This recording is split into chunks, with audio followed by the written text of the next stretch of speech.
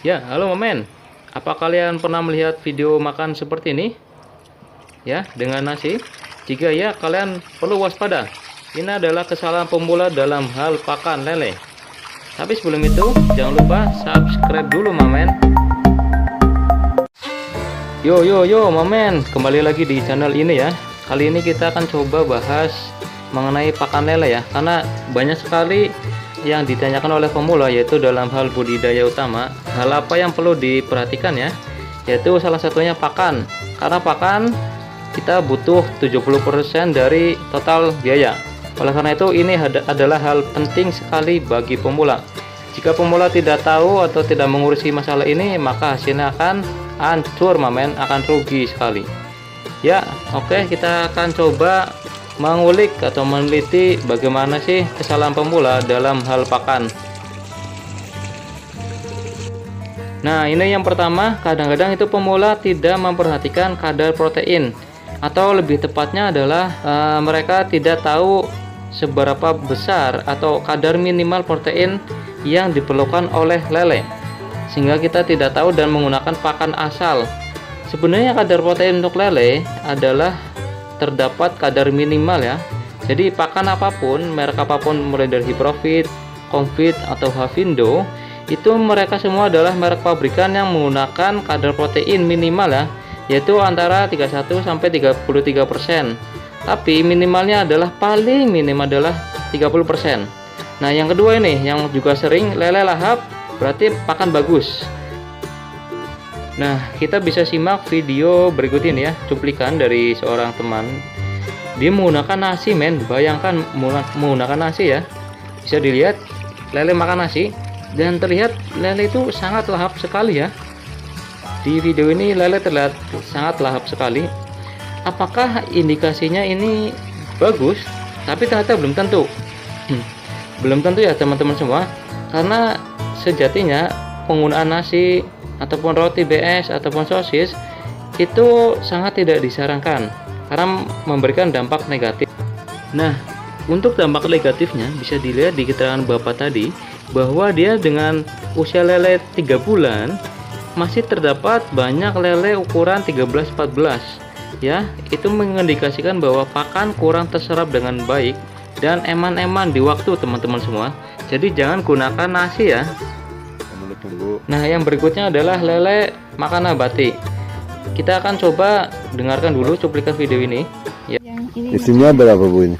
isinya 5.000. 5.000. Dalam 2 bulan panen. Di kolam. Panen. Ini aku kasih makan daun-daun talas. Pokoknya daun-daun, daun talas, daun singkong, daun pepaya. Bagus hasilnya. Nah, juga. bisa didengarkan, men. Nah, Dia hanya menggunakan daun-daunan ya, daun talas, daun singkong dan sebagainya. Menurut saya ini adalah sebuah pembodohan publik terbesar sepanjang sejarah. Kenapa? Bisa dilihat kita semua ya. Pakan cuma daun-daunan. Kolam paling 2 meter isi 5.000. Bayangkan, men. Nah, ini tidak nampak lele ya. Jadi menurut saya ini kita perlu waspada sebagai seorang pemula, karena jangan lupa lele itu adalah hewan kanibal, yang artinya adalah dia lebih suka makan daging, makan protein hewani. Nah, bagaimana mungkin lele makan hanya nabati ya, itu bisa cepat besar hanya 2 bulan, dia katakan itu sangat tidak mungkin. Nah, di video ini kita akan coba mengulik bagaimana caranya ya. Saya ada video di deskripsi, bisa dicek mengenai pakan alternatif hewani yang sangat murah, hanya Rp3.000, yaitu ikan rucak. Bisa dicek teman-teman semua di deskripsi. Nah, ini yang berikutnya juga kesalahan para pemula ya, yang biasanya dilakukan agar cepat panen itu bagaimana ya. Agar cepat panen, apa yang dilakukan oleh pemula? Biasanya mereka itu lebih banyak makani ya. Jadi mereka berlomba-lomba untuk makani sebanyak-banyaknya lele yang mereka pelihara. Apakah ini efektif? Ya, dalam hal tertentu itu cukup efektif, tapi kita perlu waspada ya, berapa kadar pakan dan juga waktu pakan. Jangan sampai seperti video saya ini ya, yaitu banyak pakan sisa yang nantinya akan menimbulkan amoniak naik dan otomatis mati massal. Nah, ini juga waktu terbaik untuk makan lele ya, yaitu 9 pagi, 3 sore dan 9 malam untuk bibit sampai LBG. Nah, yang kelima adalah kita makani lele dengan ayam tiren ya, yaitu yang memiliki dampak negatif, men. Memang ayam tiren itu bisa didapatkan dengan gratis ya, atau dengan cara yang murah, tapi itu ternyata memiliki dampak negatif untuk pertumbuhan lele. Dalam artian, banyak sekali peternak yang tidak menyadari ya bahwa lele itu ketika dimakani ayam tiren akan banyak lemaknya dan akan banyak susut. Nah, di sini kita harus memiliki tips ya, yaitu ketika makan ayam tiren ya, kita harus 2 minggu terakhir sebelum kita jual itu harus dipacu dengan pelet ya, harus dipacu dengan pelet agar badannya itu lebih berisi, berbobot.